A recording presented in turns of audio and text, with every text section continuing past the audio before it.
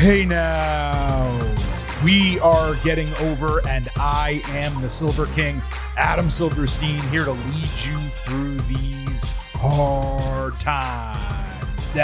With episode 640 of your favorite professional wrestling podcast. That's right, Getting Over is back once again, and it is Thursday, so you know exactly what that means. We are here to break down everything that happened over the last week across NXT and AEW. Of course, with NXT, they are building quickly to the CW premiere on October 2nd. There's back-to-back major shows to kick off that new television rights agreement. Meanwhile, AEW coming off All Out, immediately building for Grand Slam in New York. So there is clearly a ton for us to discuss on today's show, and we're not going to waste any additional time getting to it. A reminder off the top that the Getting Over Wrestling podcast is all about the fire. So head over to Apple Podcasts and Spotify. Leave a 5-star rating on Apple. Take a little extra time. Leave a 5-star written review. If you do, we will read it live right here on the show. Don't forget to subscribe to us on YouTube at Getting Overcast and follow us on Twitter at Getting Overcast for episode drops, news, analysis, highlights, all of that good stuff. It's also where you can send in questions and comments for the show. And I do have a bunch of those in the queue that we will be getting to over the next week. Please also remember, I happen to love the number 5. and I hope you do as well, because for $5 a month or $50 for the entire year, you can become an official Getting Over head. Just visit buymeacoffee.com/gettingover. Sign up. You will get the fastest 5 minutes in professional wrestling, instant reactions to every major TV show, and exclusive news posts on Friday. But beyond the additional content that you get by subscribing to buymeacoffee.com/gettingover, you are directly financially supporting the continuation of the Getting Over Wrestling podcast, which is something yours truly and vintage Chris Vanini would greatly appreciate. So look, that's the intro. You know we do it every single time. I ain't got much news for you today. I just have a lot to discuss when it comes to NXT and AEW. So let's get right to it. We're going to start with NXT as we usually do. We'll head over to AEW next. And at the end of the show, if we still have time and if the ratings do come out, we will discuss NXT and AEW ratings for the week. But of course, we only do that when it's applicable and if it happens timely with when we publish the show. There are timestamps in the episode description, so you can jump back and forth to NXT or AEW if you so choose. But as always, I do hope you listen to the entire show. Let's kick it off with NXT. Trick Williams and Pete Dunne fought in a last man standing match. It was a de facto number 1 contendership for the NXT title. Trick said that his inexperience with this particular stipulation was worrisome, but it would not prevent him from getting the job done and earning his title match. Ethan Page also cut a promo saying he should be thanked for this era of NXT, and he refused to give an edge to either contender when he was asked. He looked like such a douchebag, but in the best possible way. Dunne later cut a promo showing a nasty black eye, saying he went to battle 24 hours earlier, and Williams will leave on a stretcher because he still won't be able to figure him out. All solid, and it was, of course, billed for the main event. This was hot right at the bell. Trick did a neckbreaker onto a chair. Dunne pulled up the ringside mat, hit a DDT for a 9 count, then bitter end inside the ring for another. He picked up a chair, only to eat Trouble in Paradise for an 8. Williams immediately caught him with trick shot for a 9.9. It was the type where Dunne was out until like literally the last half second, immediately popped himself up. It was really well done. Trick cleared the announce table, but Dunne grabbed him off the apron for a power bomb into the lid, which was like leaned on the barricade. It was probably the spot of the match. Then he threw Trick into the crowd right onto a young girl and dragged him up to the crow's nest. He removed one of the railings. He beat him with it. And then they did a very similar move to what ended their last match. They did the Russian leg sweep off the barricade through the table. This time they did a Russian leg sweep off the crow's nest through 2 tables below, which of course allows me to correct myself. That was the spot of the match. Page came out to scream at both guys. Williams somewhat easily got up first, even though it was Dunne who did the offense and Williams took the move for the most part. So Page ran at him, only to take a backdrop through the announce table as the referee counted Dunne out at 10. Strong main event, probably the second best of the 3 matches they fought. Don't forget, I'm totally biased against Last Man Standing, which is basically my least favorite stipulation that exists in professional wrestling. One reason is because of finishes like that, where both guys take the same move, but one is able to get up. And again, the person who got up was the one that really took the move. Pete was on offense, and yet Trick just wins. It's not my bag for that reason. But the action was hot. The crowd was on fire. They only got up, the crowd, for 2 matches on the entire show. You're going to hear me mention this many times throughout this breakdown. This was one of them. Trick was obviously the right winner.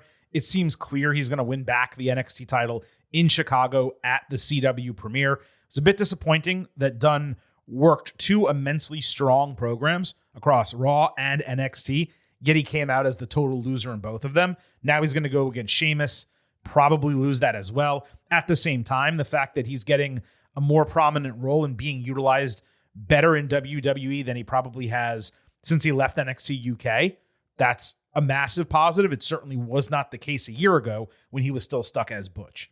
This was definitely a 3.75 star B+ style match, though. Giulia fought Chelsea Green. There was a video package showing tons of footage from Giulia in Japan, with her saying in subtitles how WWE is the top organization in the world. She then, what I believe, got a third version of her entrance aesthetic. The cherry blossoms remained. Most of it was the same, but there were some blue and pink lights that accompanied her to the ring. Giulia started with her signature but toned down headbutt before locking in a spider web. Chelsea answered with a German suplex and kind of like a cradle flatliner. There were 2 mistimed pinfall attempts before Giulia twisted Chelsea's hair almost like a ponytail and used that as leverage instead of like grabbing an arm or something for a draping neck breaker ringside, which I thought was a really cool looking move. Green tossed Giulia onto and over the announce table 3 different times. The referee kept counting, and he basically counted to 10, but he just decided not to call the match, and just it continued. Giulia dodged a high risk, bludgeoned Green with a pump knee, and hit a Northern Lights bomb for the win. This move was modified to be less impactful from the way she previously hit it in Japan. It could have just been for Chelsea. It could be what she's going to do in NXT. It's a fine finisher. I wouldn't say that this version of it is spectacular in any way. Now, I went deeper on the breakdown here since it was Giulia's first match. It wasn't the smoothest. It was honestly kind of slow and boring, which surprised me given the charisma of both wrestlers here. The in-between stuff with Giulia is what needs some work, probably a stylistic adjustment to American wrestling compared to Japanese wrestling. It actually felt like something was off with the officiating the entire time too. And on top of this, I told you I'm going to talk about this the entire show. The crowd was not great either. I thought they were going to be loud and boisterous and crazy for this star that they've been waiting to see wrestle. They were chanting her name before she ever debuted. And here she's finally in a match with Chelsea Green, who also is very popular. And they were just kind of sitting on their hands the entire match. Again, it wasn't a great match, but the NXT crowd in the WWE Performance Center in Orlando, they can elevate not great stuff into like, oh my God, you can't miss this match. Why? It wasn't that good. Well, the crowd was awesome, right? They were not awesome here. Ultimately, this was just one match, and it does not matter whatsoever. I have no doubt the Roxanne Perez bout is going to be far better in pretty much every way, but there was a level of disappointment just in the overall package of this. It wasn't Giulia's fault. It wasn't WWE's fault. It wasn't Chelsea's fault. It probably wasn't even the referee's fault.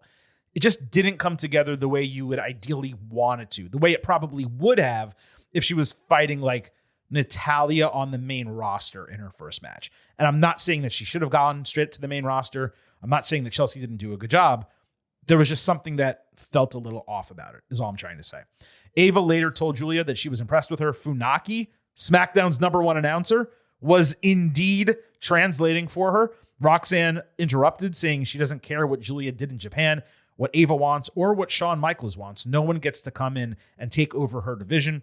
Giulia stopped Funaki from translating, saying she understands Roxy is scared, and she should be. Nice English from Giulia. You can tell she has been practicing. I believe Funaki is still a Japanese commentator for WWE. It totally popped me, randomly seeing him on NXT, especially like that. There was a tandem haunted house vignette for Wendy Chu and Rosemary, saying there are several reasons that they've paired up, one of which will be revealed on the show, another next week, and more in the future. Rosemary voiced it, saying waking up on the wrong side of the bed is scary, but not having anyone to play with is worse.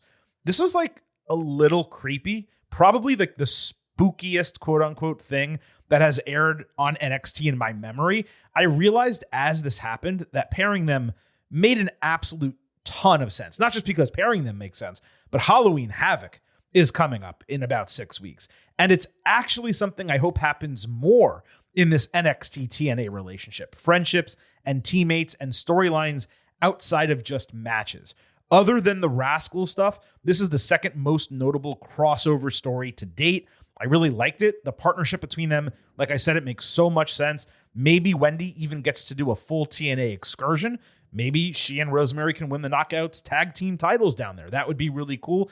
NXT opened with parking lot footage of talent arriving at the Performance Center. In every single clip, Jada Parker could be seen in the background carrying a bat. Menacingly, Fatal Influence interrupted the women's locker room, which was warming up to potentially answer Jordan's challenge. They got into it with Lola Vice and Kalani Jordan, which led to a mini pull-apart tussle. Ren Sinclair came in later. She was asking Lonnie if she was interested in doing an open challenge herself. Jordan told her to focus on the challenge that's actually open. Then Jada came in with her bat looking for Fatal Influence. Vice wanted to get her back. Parker declined, saying she'd deal with her later. Lonnie then said she wanted them all to get together and take out the heels. This was all fine. It was world building, story building. I don't have much to say about it other than that the 6-woman match has been obvious, and Parker being hesitant to accept help does fit with her character. But man, I don't know how many times I need to say it.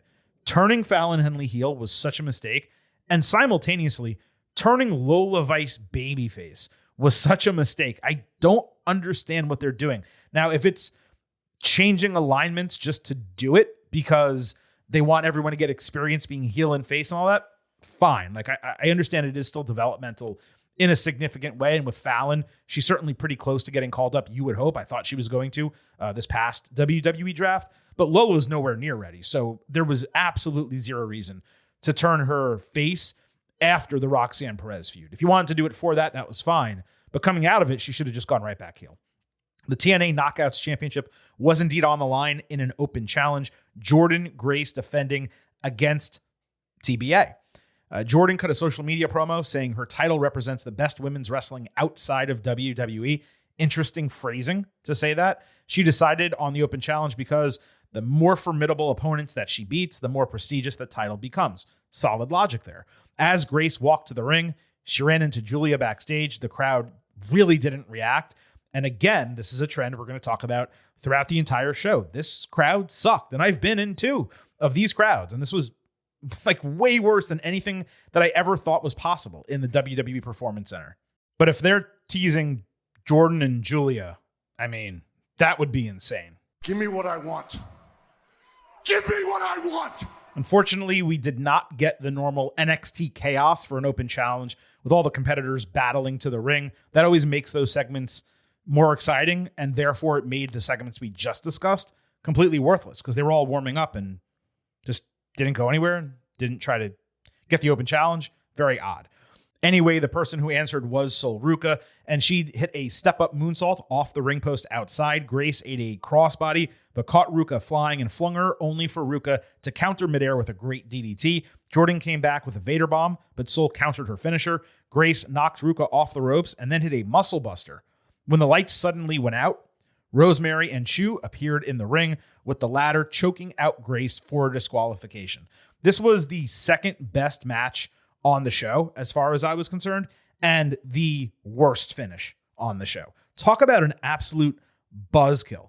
There was no reason whatsoever not to have Jordan just straight up beat Sol, a total neophyte who can easily take an L.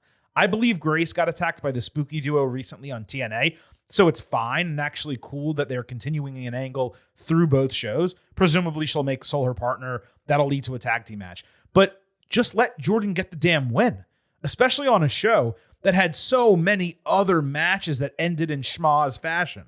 There was no reason whatsoever to protect a rookie from the top woman in TNA, someone who others would argue is maybe the top women's wrestler in the world right now, even if you are going to have them team up. If anything, Jordan beating Sol, lifting her up, shaking her hand, that would be respect, and it would be a reason for them to actually team up. Then you have The heels attack both of them and choke out Jordan, and you move on to the TNA angle. It does seem like Jordan is going to be defending her Knockouts title against Wendy at some point in TNA. I actually think they might have a show this weekend, like a pay-per-view equivalent on their streaming service. So, that makes total sense. And again, that's totally fine.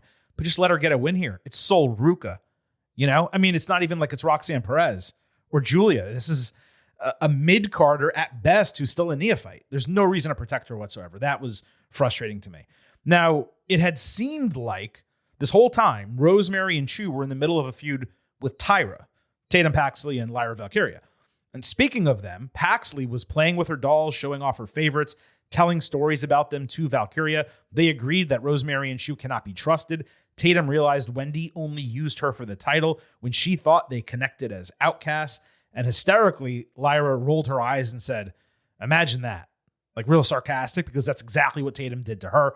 It was pretty funny. They decided to go after the heels together. So I'm guessing the Grace Ruca pairing is going to be the featured one happening at a later show instead of the Tyra team. Maybe they do that on the CW episode or the second week of the CW episode.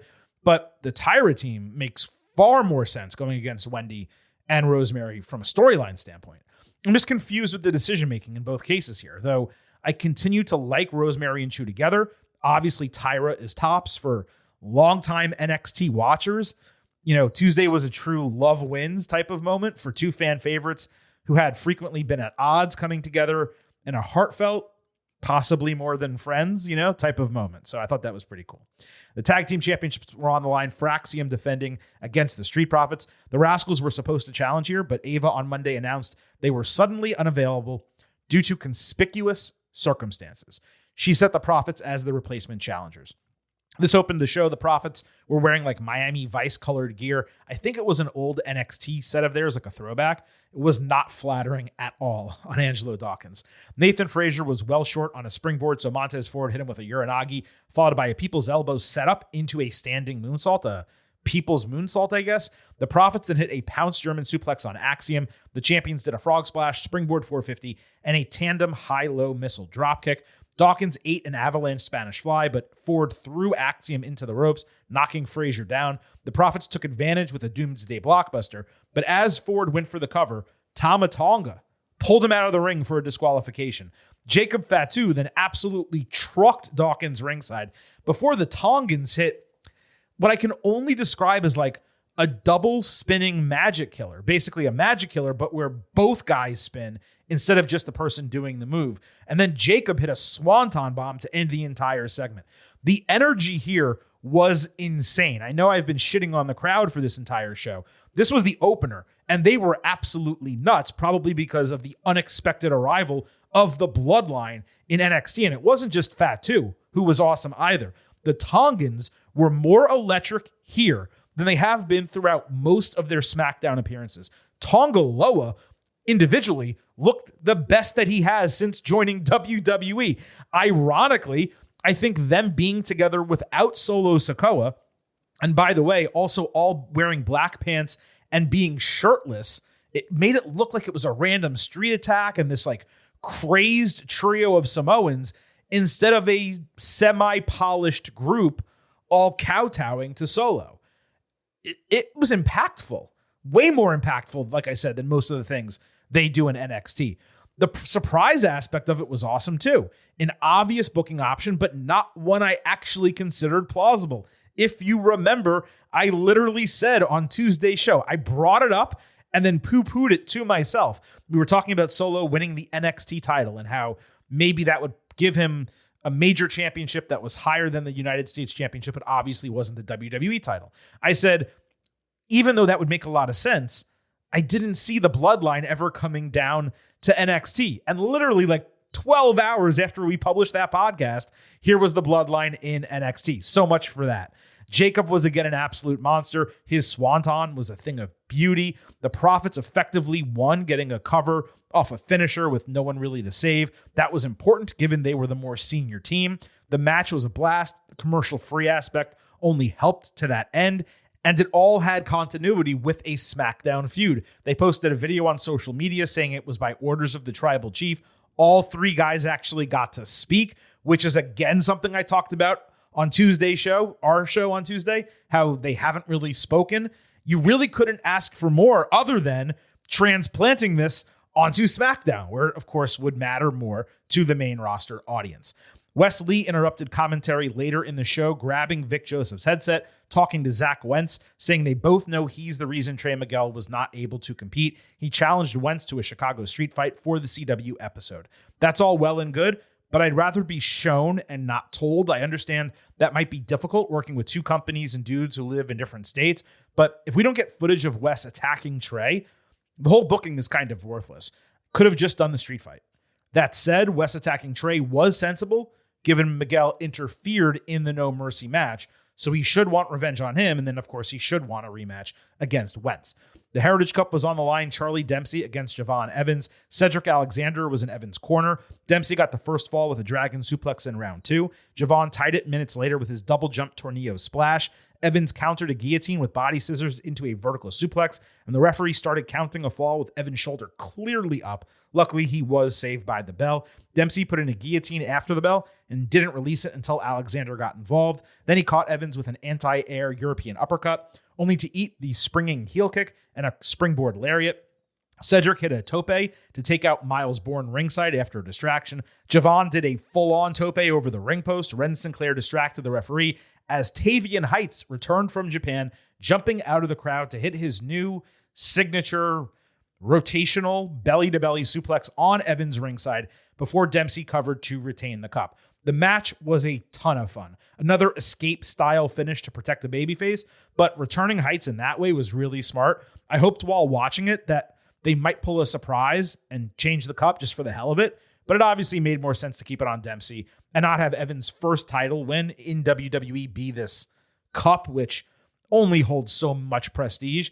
It's better for some than it is others. It certainly works for No Quarter Catch Crew. It certainly worked for D'Angelo family and Tony D'Angelo, and it's worked for other, wrestlers. Nathan Frazier, for example, Axiom in the past. Javon Evans, I'm not saying he couldn't be champion, but it doesn't necessarily fit what he's about. The men's North American Championship was on the line. Obafemi against a to-be-announced opponent in another open challenge. There was an NXT Anonymous video posted Monday showing Tony D'Angelo paying off a large, shadowy figure.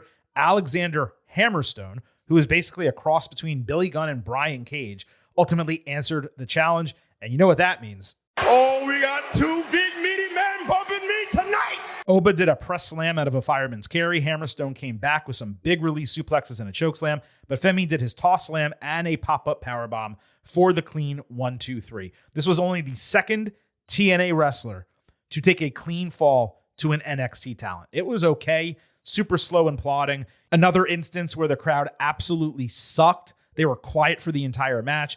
Also disappointing was that they were supposed to be two big meaty men slapping meat, but none of the spots really resonated that much. They didn't take advantage of their size to do anything special.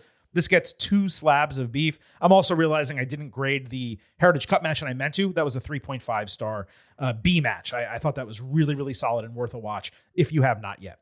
Duke Hudson fought Ridge Holland. Hudson cut a walk and talk promo telling Andre Chase to keep his eyes glued to the TV as he delivers a Chase U ass whooping. Hudson hit his jump over German suplex. Holland attacked Hudson into Riley Osborne, who sold an ankle and left ringside. Ridge then hit a power slam and the Redeemer for the win. He attacked Duke further after the bell, including throwing him all the way through the barricade.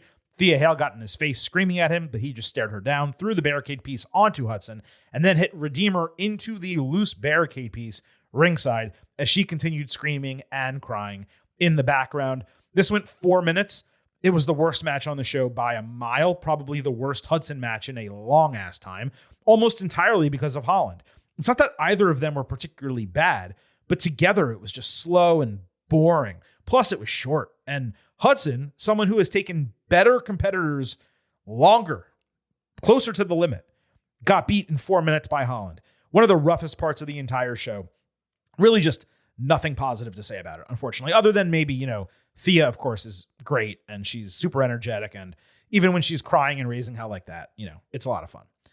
Brooks Jensen approached Dion Lennox, whose gimmick is literally looking handsome, wearing glasses, and reading books. Asking him what he meant by gaslighting last week, Lennox was ready to answer when Shawn Spears interrupted, so Lennox just walked away. Jensen explained the situation. Spears said that Lennox was just another guy telling Brooks what to think. Spears insisted what Jensen believes is all that matters. He wants him to make decisions for himself. Spears put Lennox in the same camp as Josh Briggs and Fallon Henley. Then we saw Eddie Thorpe walking with 5 ladies, which of course pissed off Ashanti the Adonis, who called him a hypocrite, thinking men and women just can't be friends. More world and story building here. It's time for Thorpe and Adonis to just fight already. The stuff with Jensen and storyline, it's actually far more interesting than anything he does in the ring. Video was shown of Lexis King's beard getting lined up in the barbershop, which was simply hysterical because it was so damn awful. It was also dyed jet black for some reason. Oro Mensah did a blindside forearm attack as Lexis was looking in the mirror, and that was pretty much it. There was just a brawl, the camera cut out. He should legit be arrested for that beard. I mean, it's truly worse than ever before. Also, Indiana Pacers star Tyrese Halliburton tweeted Shawn Michaels during the show asking if he could show up to NXT next week. And while I'm all for sports stars getting involved in wrestling, I would take Jalen Brunson every single day of the week and twice on Sunday over Tyrese Halliburton. It was also announced that Miz TV will happen on the NXT CW debut in Chicago, and Bianca Belair and Jade Cargill will likely defend their women's tag team championships on that show. There's a lot of online, let's call it, momentum for Belair and Cargill to defend against Lash Legend and Miss Jackson. Whether that happens, I don't know, but hopefully if they do defend the titles on that show, there's a mini tournament. I don't want a battle royal, but I think like a gauntlet or something on NXT to determine their challengers, because whoever does step up to fight them, they really do need to deserve it. And right now there's not a lot of women's tag teams in NXT. Of course, CM Punk has previously been announced for that October 1st date. He also will be on NXT next week. So next week, it's going to be Punk and Halliburton. And then for October 1st, The Miz, Punk, Belair, and Cargill, and they probably will add some more as well. So that wraps up NXT this week. It was a great episode, super successful, especially going up against the presidential debate. From a rating standpoint, it did well. We'll talk about that at the end of the show if time allows, and of course, if the information is out there by the time we finish up. But it was super entertaining. They're running pretty damn hot all the way into the CW. Couple episodes left before we get there. Super curious to see what they are going to do and the way that card is going to get built, because theoretically, they're not just doing one show, the debut on the CW in Chicago, and by the way, that's going to run up against the vice presidential debate, so not so good luck for them. But the second week, they're going to be in St. Louis with Randy Orton. So they're trying to book 2 really big shows back to back, yet neither of them have any type of special event name. So just going to be really interesting to see how those unfold. Are they going to split the title matches between them? Are we going to get some title changes on those shows, especially with Halloween Havoc coming up later in the month? A lot of questions remain unanswered right now with NXT, but like I said, the momentum is absolutely there.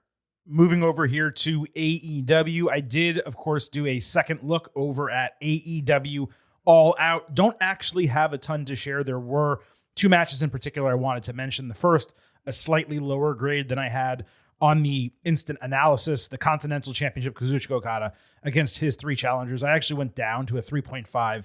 Beyond that, again, this is for whoever keeps track or whoever has not watched yet and just wants to know what I think of the matches. And then the International Championship, Will Ospreay against Pac. Man, I watched that over and then I rewound it to watch some other spots. Phenomenal freaking match. I'm at 4.75 A+. I told you guys I might increase it to a 5 by Thursday show. Well, here is Thursday show, and I have not done that. It takes a certain level to get to 5-star for, what we discuss here on the show and what we look for. And to then get 5 stars plus, of course, takes even more. This was an absolutely sensational match. There wasn't really match story. It was just 2 great wrestlers wrestling. That's cool. There was some story coming into it as well, but not a deluge of it where things that happened in the match spoke to a greater story or anything more impactful. The crowd was great. The match itself was great. The moves were great. Loved it. Just not 5 stars. That's not the end of the world. Still a definite match of the year contender. Will be on our final ballot. No doubt about it. And then Swerve Strickland, Hangman Page, Lights Out Steel Cage. As promised, I did not rewatch that, but it was an A match. Certainly not anything beyond that. In terms of AEW on television this week, we, of course, are going to break down everything that happened across Dynamite, Collision, and Rampage, and we're going to do it based on storyline and competitor, not the order in which it happened, obviously. 7 of 18 matches this week, 39%, had storyline relevance and legitimate build and/or legitimate build. Not as bad a percentage as we've seen recently. Unfortunately, only 2 of 5 Dynamite matches fit the bill, and both of them were decently generous for me to give that credit. One was a number 1 contendership. The other was an eliminator built from a 10-second save at 0 hour during All Out.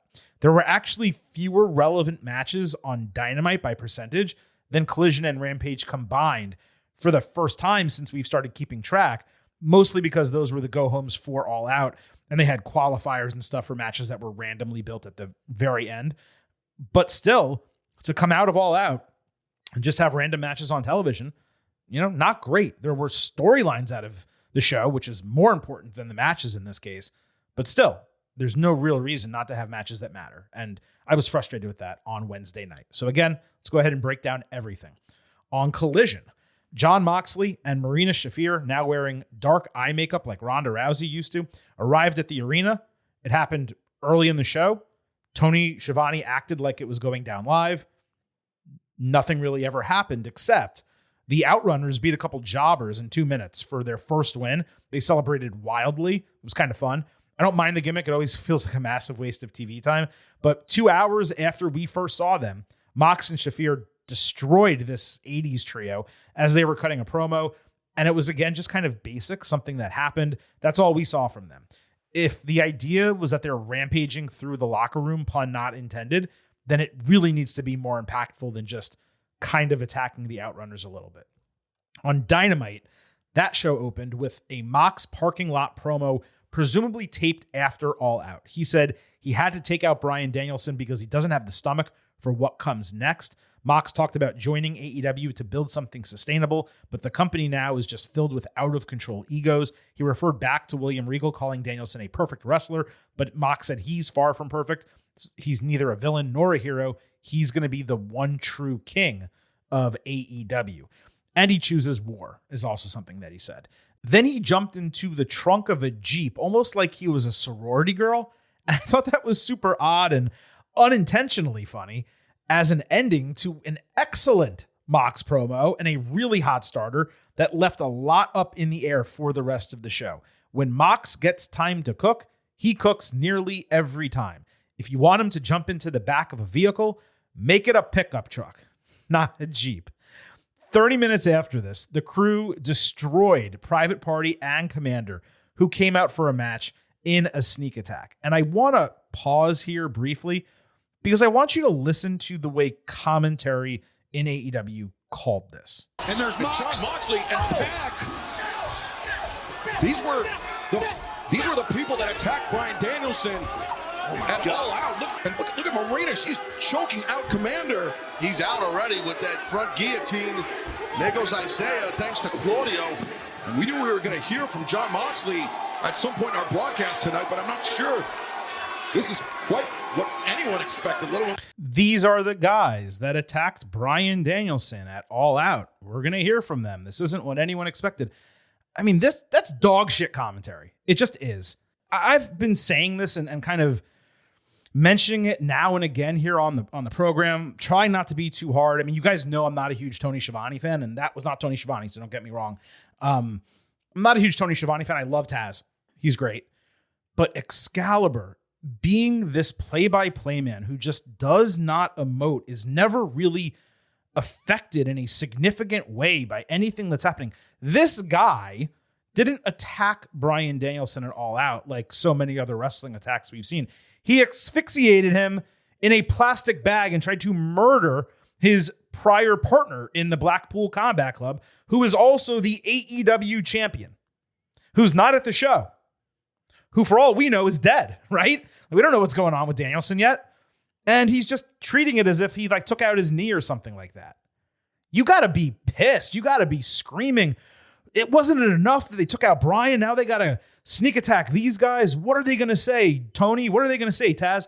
You got to make it exciting. I mean, the crowd couldn't hear commentary, but it sounded like they did because they didn't give a shit. There were 5 people chanting BCC. as this entire thing happened. And having them, by the way, let me repeat this, beat up the Outrunners and now Private Party and Commander. That doesn't tell me these guys mean business. It tells me they're beating up on losers. So I just wanted to pause and give that because I'm mostly positive about what's going on in this storyline. But commentary has been absolutely dreadful in AEW. And this was a paradigm of the problem with that. So Pac grabs a mic. He says, "We are inevitable. AEW is broken," and that he individually is no longer lost now, that he believes in Mox and his purpose. Since when is this guy a follower and not a leader in AEW? That alone for me did not make any sense. Claudio, if they bring Wheeler Yuta in, Marina Shafir, they can all be followers. It's fine. Pac just like getting in line under Mox without any further explanation is weird. Then he said, "This company is ours," and he threw the mic. Wheeler was not out there with them, by the way. Mox looked around as his music played. Darby Allin did not come out despite viewers seeing him earlier backstage. The crowd was legitimately silent for this outside of the initial surprise in the attack, which you heard on the clip. Darby then opened hour 2 of Dynamite calling out Mox, who showed that he had no weapons and pulled Marina back from getting in Darby's face.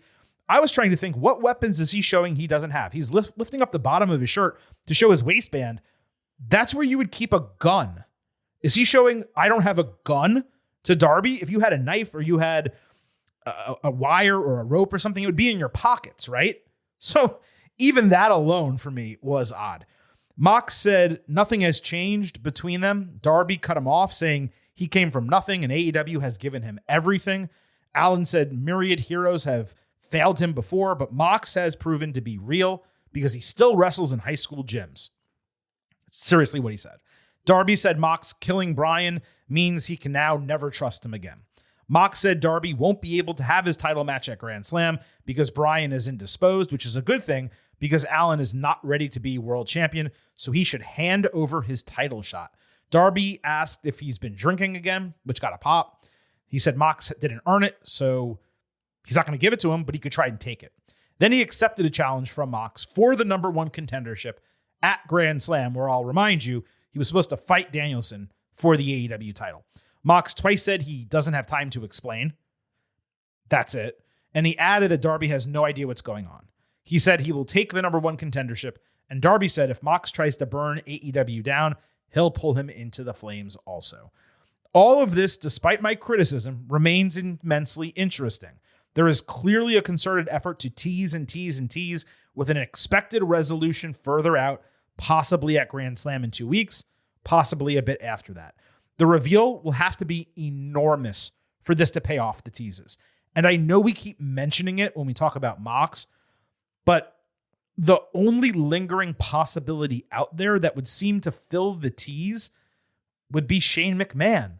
But even that would somewhat be problematic in what is basically a second simultaneous company takeover story, given what's already happening with the Elite. Now, unless the idea is to turn the Elite face and suddenly have them align back with Khan to defend AEW, if that's not happening, then I don't understand why they're doing these at the same time, and I cannot really imagine that happening. The only way that would work is if Kenny Omega returned, got his guys back together. But that storyline to this point, we've talked about it on this podcast for, months. It's been a massive logistical failure. This one is far more believable and reasonable from a takeover aspect. As of now, if I had to put odds on it, the idea of Mox retiring Bryan is stronger for me than Swerve or Darby by a mile. Hangman Page, he probably remains the strongest option, even more so than Mox, because he would benefit the most from it. For Mox, it would just be another accolade. For Hangman, it could be a career-defining moment because it would be done well, unlike, what happened with Kurt Angle, where Baron Corbin beat him and it was worthless. Had Chad Gable beat him in a great match, that could have sent him up to a significant degree. And I feel like Hangman beating Danielson and ending his full-time career would have a similar impact, whereas Mox just doing it, like, to what end does that really benefit anyone? He's already one of the most over guys in the company. He's already one of the biggest names in the entire company. He doesn't need that juice. So on Dynamite, Nigel McGuinness was randomly backstage. He told Christopher Daniels he needs a word with Tony Khan immediately because it's important. Nigel then came out later saying it was bad for AEW that Danielson was injured and not defending his title at Grand Slam. He referenced young Daniel Bryan choking out Justin Roberts with his necktie to get a pop, which didn't really land. And then he became Dolph Ziggler for a moment, saying, "It should have been me. It should have been me." As the AEW champion. He said Bryan is afraid of the one match everyone wants to see, but Tony is not afraid to book it. So it's going to be McGuinness, Danielson at Grand Slam, presuming Bryan accepts. Nigel was stellar on the mic, a better promo than probably 90% of the roster. I might even be selling that percentage short. His energy permeated the screen and made this seem like a massive deal, which it is going to be because it is a legitimate dream rematch. There are 3 huge problems with this, though. The first, I guess, is maybe not huge. It's relatively minor. But why rush this now? Bryan is not fully retiring. He's retiring as a full-time competitor. This could always get run in the future. The only explanation I can conjure is that in order to make Nigel appear as a real threat, given he's going to be coming off commentary, he needs to challenge Bryan when he's injured and far less than 100% in kayfabe. Let's go ahead and accept that as the reasoning. Even if I disagree with rushing a match like this, let's accept that as the reasoning. The second problem is, I'd say, medium huge. This is a heel booking move. Why would Tony put his champion, a guy he loves, a guy he says he wants to pay forever, a guy he has put in a position of leadership, who is currently the champion, he says, operating without a contract, in a spot like this? This was a perfect setup to have the Young Bucks flex their power, saying, okay, maybe Bryan is messed up and he's not defending his title on the show, but he still needs to be there. So despite this guy being injured, we're going to put him in a match. What is the point of having a power struggle storyline if the babyface owner is going to acquiesce to a heel commentator just because he asked? That is so nonsensical on its own, but it's completely nonsensical when you have heel power in the same company that would make it more logical, despite all the issues with that storyline. Here's the third and far more major problem. The entire Darby Mox match is built around the very idea that Bryan is too injured and therefore unable to get cleared and defend his title at Grand Slam, which is when Darby had his number 1 contendership scheduled. So on the same episode of Dynamite, probably 40 minutes after Mox made that statement and Allen agreed to fight him since he won't have a title match, they booked a separate fucking match with the champion. Title match or not, cleared will be cleared. The entire reason why Darby and Mox is happening is because in kayfabe, Bryan can't get cleared to wrestle on the show. I rewound back to the Mox segment live during Dynamite to make sure I heard everything correctly. I did. It's fucking nonsensical. If, a big if, you were going to book this, here's what you do. You have Darby accept Mox's challenge this week. During Collision with Nigel on commentary, Tony Schiavone mentions that he's hearing Danielson is improving health-wise and he's working towards clearance. McGuinness runs off commentary, goes backstage, does the same segment.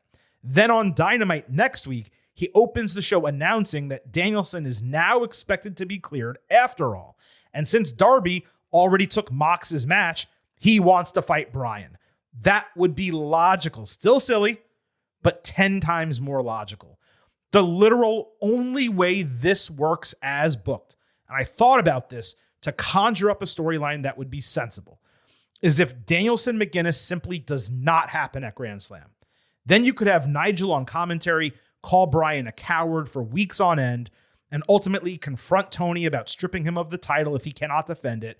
And then during a segment in which that is actually about to happen, Danielson finally makes a triumphant return.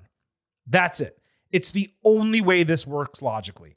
If this match does happen at Grand Slam, it's a total farce and more straight up illogical AEW booking, dream match or not. And as I said earlier, it is a dream rematch. We should be excited about this and not questioning the logic.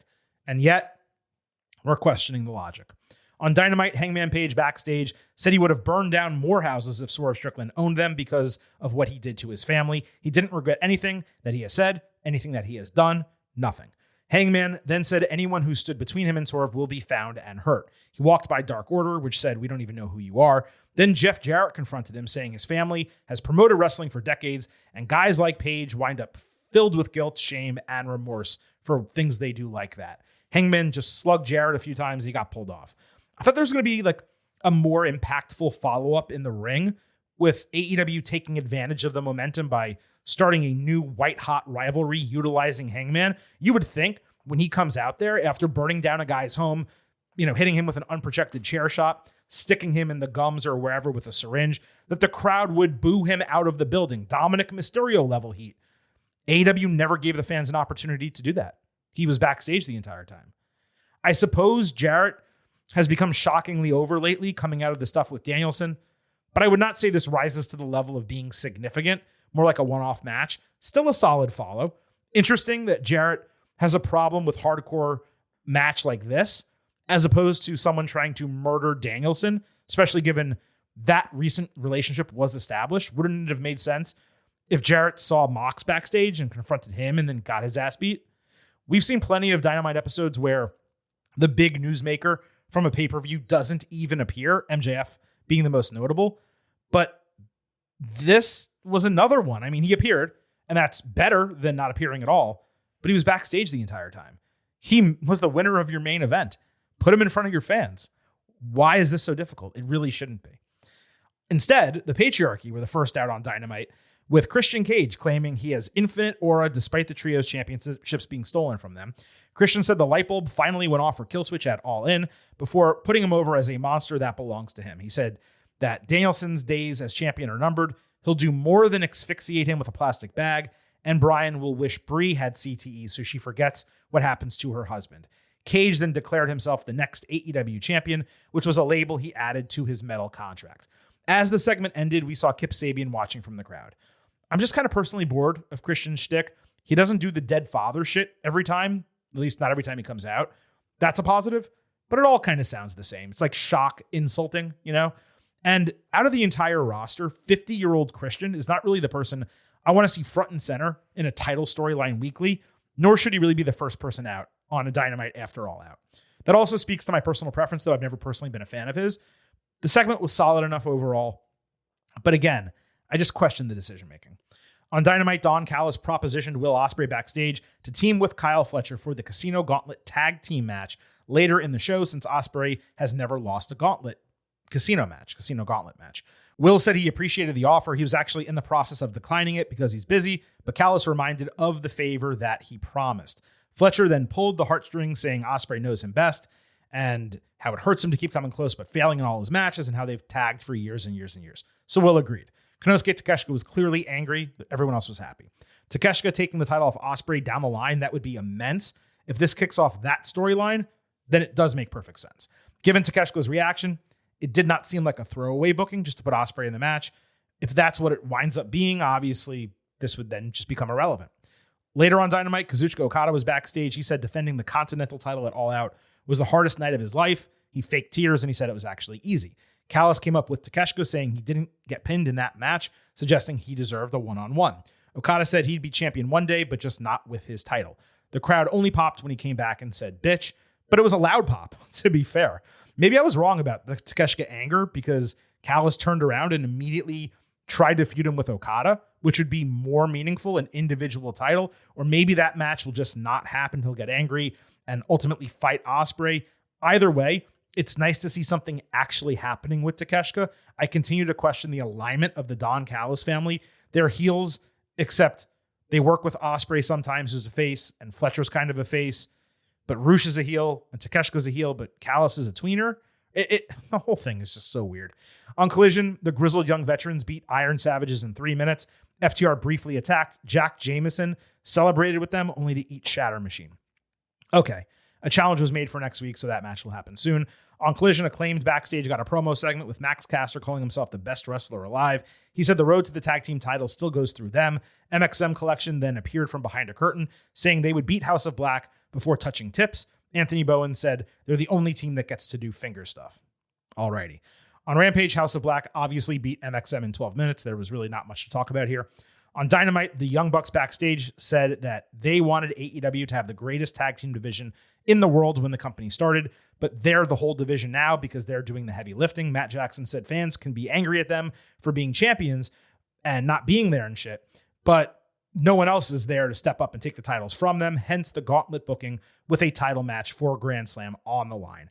This was kind of their best promo in, I don't know how long, like at least all of 2024, right? So pretty decent from the Young Bucks there.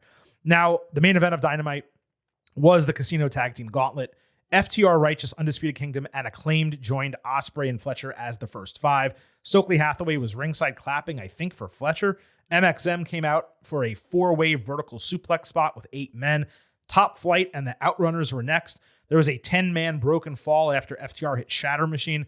Outrunners had the equivalent of like a hot tag run together with probably the biggest pop of the entire show. I'm not exaggerating. It was at least the biggest pop of the entire match. GYV came out with FTR fighting them to the back. Both teams apparently caring more about hitting each other than the number one contendership. There was a superplex spot outside into a pile of bodies. The whole signature exchange sequence followed that we see so many times. Dante Martin did a terrible crossover style splash. I hate when wrestlers do that.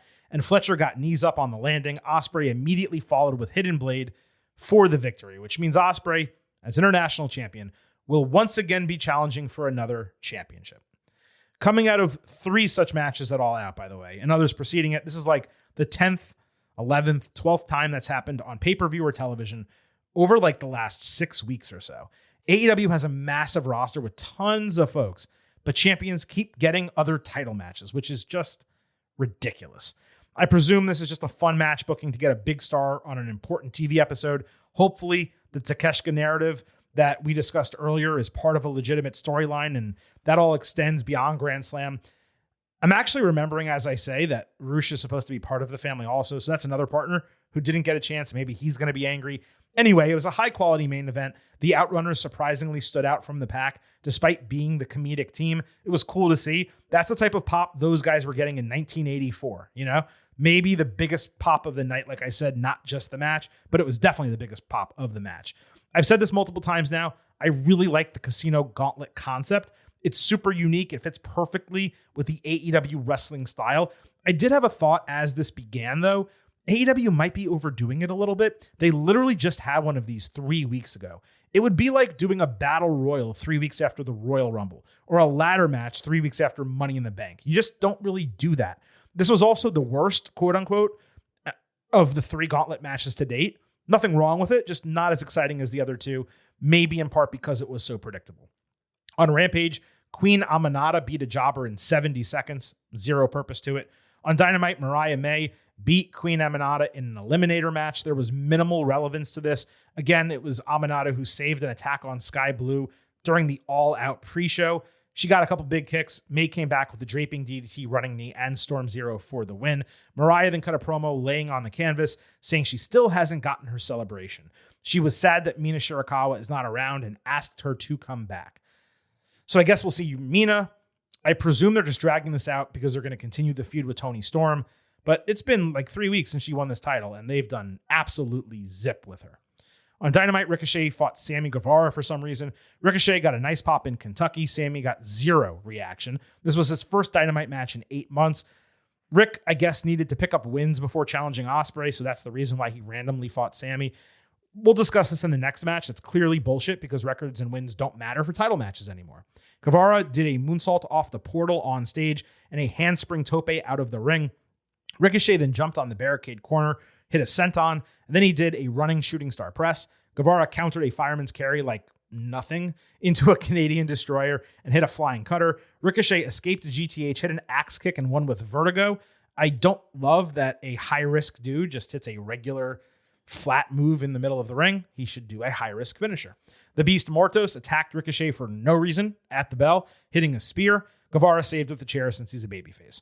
There were a lot of fun spots in the match. It was start and stop from the aspect that they kept pausing to like set up sequences and moves. Really wasn't fluid. There were a couple moves Ricochet did here that he didn't do in WWE, but it still was rather minimal. Mortos worked well with high flyers, so that match will probably be even better than this one. I just highly doubt there'll be any story or reasoning provided for why he speared him in the first place. Hope I'm wrong. Don't think I will be. Also on Dynamite, the TNT Championship was on the line. Jack Perry defending against Lio Rush. In case you're wondering, Rush entered 1-3 in singles matches this year. His only win over Action Andretti. Clearly deserving of a title match, of course. Andretti was ringside with Rush and interfered twice. I guess something happened during commercial where Perry antagonized him, but we didn't see it. So as a TV viewer, it was odd when the babyface just got ejected. Leo hit a couple tope suicidas, a running Spanish fly, and a poison rana. Jack then won doing the middle finger yes chant, the raven arms, and a Bazaiku knee. So he's just taking other people's celebrations and finishers. The match was fine. There's legitimately nothing else to say about it. I should note, I guess, that he arrived in the bus, did the match, and then left immediately. And the bus definitely needed a tune-up. Tons of smoke was coming out of the tailpipe. Speaking of cars, on Collision, Chris Jericho backstage said it's time for Tomohiro Ishii to go back to Japan. The Learning Tree obviously agreed with him. The camera panned down to show Jericho stepping on a steel chair that was wrapped around Ishii's neck. I presume this is just the end of his excursion, and maybe it'll lead to like a Wrestle Kingdom match or something this winter. Later backstage, Jericho stole Cassidy's backpack and said he was keeping it until Orange paid him $7,000 for his jacket from a story 3-4 years ago. It's a $45 backpack. I looked it up. Just buy a new one. They stole a backpack. It's a JanSport. There's something special about it. On Dynamite, Jericho wore the orange stained jacket as the Learning Tree arrived in a Bentley convertible. So you knew something was happening with the car. He said there was no money in the backpack he stole, but he did find something interesting that he will reveal later in the show. Later in the show, the Learning Tree beat Iron Savages and Jack Jameson for no reason. Jericho didn't even take the jacket off. He revealed what was in the backpack. It was a framed picture of Orange with the old Best Friends group. Jericho's lesson is that there are no friends in wrestling, and if you think you have a friend, you're probably being used. Big Bill stared a hole through Jericho when he said that, which was a really nice touch.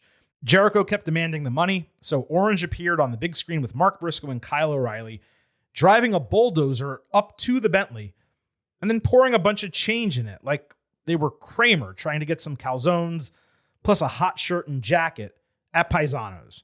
To be funny, Orange took a couple dimes back. Jericho screamed in the ring like his car was ruined. Every single one of you who are listening to this and watched that thought and perhaps hoped exactly what I did when you saw that bulldozer. We were somehow about to get a remix of Stone Cold Steve Austin pouring concrete into Vince McMahon's Corvette. The windows exploding, the whole shebang. At least something similarly cool from a company that last week burned down a house. As I saw the bulldozer, I thought, no way they are going to ruin a Bentley in 2024 for a shitty little TV segment in a repeat storyline in front of 2,500 people. And I was right. But I had no earthly idea how right I was going to be when they literally just poured easily removable change into the cabin of a car. Zero damage created. Are there maybe a couple marks on the window or hood that can get buffed out? Sure. Perhaps a slight inconvenience to collect those coins if you don't have a Coinstar nearby. Jericho sold it like someone destroyed the entire vehicle. If your argument is, well, Silver King, this obviously fits into Orange's gimmick because it was lazy. Wrong. This was not lazy. Finding a bulldozer and that much change is highly difficult. In fact, high effort, completely ineffective. If this is what you want to execute, you need to drown that fucking car in pennies. The crowd was similarly unimpressed. Absolute silence to this. Utter shit. Let's recap. A bucket full of coins was dumped into a Bentley convertible because Jericho stole a backpack with a picture frame in it because he wanted $7,000 back for a jacket that was damaged with orange juice 4 years ago. Following up arson with this would be like if Drew McIntyre went from laying CM Punk out on a stretcher to hiding a dull razor in his carry-on so that he has a few ingrown hairs when they see each other next. It was dreadful. On Dynamite, Hook cut a promo from the street saying he respects Roderick Strong and the work he put in through his career, but that respect ended when Undisputed Kingdom laid him out and Strong started complaining about his foot being under the rope, so he challenged for a match. It was decent. I had no problem with Strong complaining about his foot being under the rope. It was blatantly under the rope. On Collision, Saraya and Harley Cameron called Jamie Hayter a slag 4 times in a promo, saying she's in a lot of trouble. Isn't that British for slut? Is that really what we're doing here? We're just calling women sluts. On Rampage, Bang Bang Gang said trios need to create momentum to go after the titles. Austin Gunn hoped for a nickname like the rest of his friends. Cage of Agony stepped in talking shit to them, caught their hands doing guns up, and shared their own new gesture, Gates Open. A for effort, C for execution, D for interest level. And lastly on Rampage, Dustin Rhodes, Sammy, and Hologram beat the Dark Order in 8 minutes. A 450 ended it. Commentary told us there have been issues between the sides. Is that happening on Ring of Honor or something? I don't remember that from AEW TV, and there was nothing shown before the match in terms of a video package. So that was super confusing. So look, AEW this week, definitely a step down from what they did last week. It naturally would have been because they didn't commit arson, on the show, but a lot of convoluted storytelling, some moments that definitely fell flat and did not hit, matches that were not meaningful on Dynamite in particular. Just a rough show from start to finish. Now, before we get out of here, let's go ahead and talk about the ratings for both NXT and AEW Dynamite, because I did see that came up right as we were finishing taping here. NXT drew 628,000 viewers in a 0.19 demo. So that's their highest demo actually since July 23rd. And from a viewership standpoint, right around what they've done for the last 5 weeks. What's impressive about that, though, is it literally went head to head with the presidential debate, which got an absolutely ridiculous rating. More than 67 million viewers in the United States watched the presidential debate, and NXT did a better rating, basically, than it did a week ago against no similar competition. That is outstanding. That most likely means without the debate, we're not talking about in the 7s. We might be talking about the 8s for NXT. Competition is competition. It is what it is. But that's a massively impressive rating going up against immensely significant competition, pretty much the most competition you can outside of it being the actual election day, which of course is on Tuesday, and NXT will have to go up against in a few months unless they move that show date. We don't know anything about that yet. So NXT, thumbs up. AEW on Wednesday did 716,000 viewers and a 0.21 demo. The demo is mostly in line with what they've done of late, but that rating in terms of viewership is their highest since July 24th. So pretty much the same week, AEW did the best viewership and NXT did their best demo since then. That's really positive for both shows. AEW, of course, did not have similar competition to what NXT did, but regardless of that, a really solid performance, all things considered. And, they need to boost their viewership. That's period. Their deal with Warner Brothers Discovery, if it's not signed, it's done, agreed to, the money's there, nothing's going to change. So their week-to-week ratings really don't matter that much anymore, but you do want to see, just from a company health standpoint, consistent ratings growth. They are not doing that, okay? They had that terrible rating back on June 19th, but ever since then, it's been pretty much in the same ballpark, anywhere from, 600, and I guess their low is 622,000. I'm looking at the chart right now, to 795. So there's like 165,000 gap that they move back and forth between, I guess, depending what they put on the show, how hard they promote it, and things like that. But really, ever since July 31st, they've been in the 6s, once hitting 7, and now they have their highest rating, like I said, since July 24th. So positive momentum for AEW coming out of All In and All Out. Will they maintain that? Having a show that doesn't come out of Bryan Danielson getting asphyxiated and, Swerve Strickland getting, I think he took a vertebraker onto a cinder block and getting, a chair smacked over his head. That's a lot of momentum to have, at least in terms of storyline. Will they have the same next week for Dynamite?